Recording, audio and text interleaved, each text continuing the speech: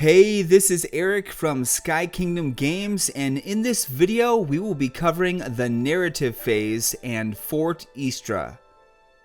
As players explore the country of Isofar, the narrative in each campaign book will prompt you to place a narrative event chip on the various maps on certain nodes. The narrative event chip has a book icon and is used for the main story events. The scroll chip has a scroll icon and is used for side quests. These chips indicate when the next narrative trigger takes place. When a player moves the guard's miniature or guard bus chips onto the narrative event chip, players will either read or listen to the narrative before progressing. When landing on a narrative event chip, the narrative event immediately triggers. Players may avoid triggering narrative events by not landing on the chip. Battles that occur as a result of a narrative event are inescapable, meaning you cannot retreat, and usually more difficult than those encountered in the wild. Players may not equip anything or engage in guard customization during a narrative event or narrative sequence. This may only be done during the exploration phase.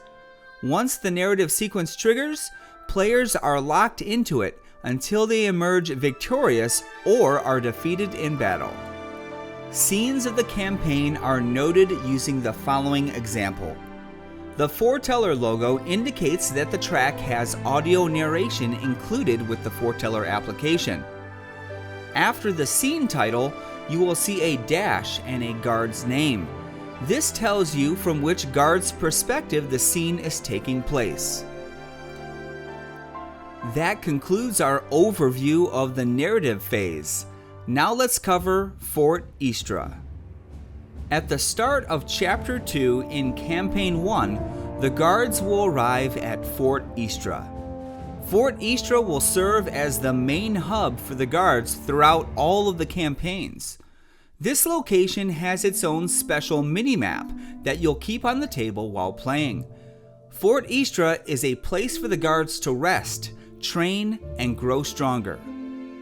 When you first arrive at the fort, it's in ruins and not operational. You'll have to rebuild the fort's buildings to get things running again, which will unlock new content and mechanics. As you rebuild the fort, its progression will carry over from one campaign to the next.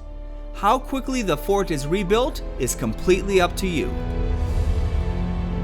To begin the rebuilding effort, you'll need to get the lumber mill up and running, and that will take materials. This building is required before the other locations can be rebuilt.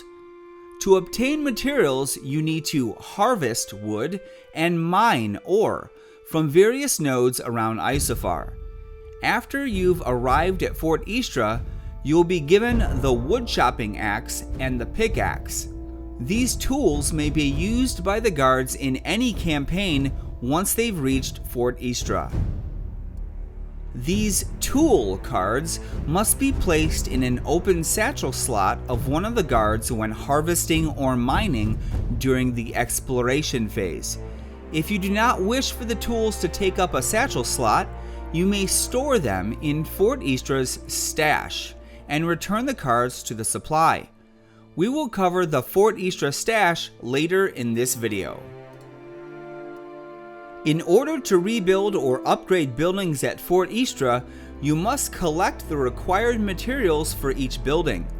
The requirements for each building, as well as the benefits gained, are listed under each building section in the Fort Istra Index in the Indexes book. Once you've collected the materials by harvesting, mining, or other means, you can drop them off by moving the guards to Fort Istra Courtyard and placing the materials in the stash. Once you obtain the required materials needed to rebuild or upgrade a building, you remove the materials from the stash, mark the box next to the building with an X, and place the piece in the correct place on the Fort Istra minimap board. Reference the Fort Istra Index for details on what functions and bonuses are available for each building. The Fort Istra stash Stores inventory not currently held by the guards. When visiting Fort Istra, you may choose to store any cards that are in the guard's satchel slots in the stash. Stored cards are returned to the supply and then recorded in this index. You may also store SIL currently held by the guards. Cards and SIL stored in the stash can only be accessed by moving the guards to a node within Fort Istra. They are not accessible for use when visiting other locations around Isofar. Each campaign has a separate stash, which means guards in other campaigns cannot access cards and SIL in the stash from previous campaigns. However, in Campaign 5, the stash contents from the previous 4 campaigns are combined, and the guards will be able to use all of the contents freely. Note that the contents are always limited by the availability of the components that represent them. How to use the Fort Istra stash. Move the guards to any node within Fort Istra. To store cards in the stash, remove the cards from the guard's satchel slots and return them to the supply. Then record the numerical value in the Fort Istra stash index for the current campaign by marking the boxes with an X using a pencil. You will need to write the names of weapons, armor, and accessories. When removing cards from the stash, modify the recorded value in the index by erasing the X and place the card back in the guard's satchel slot.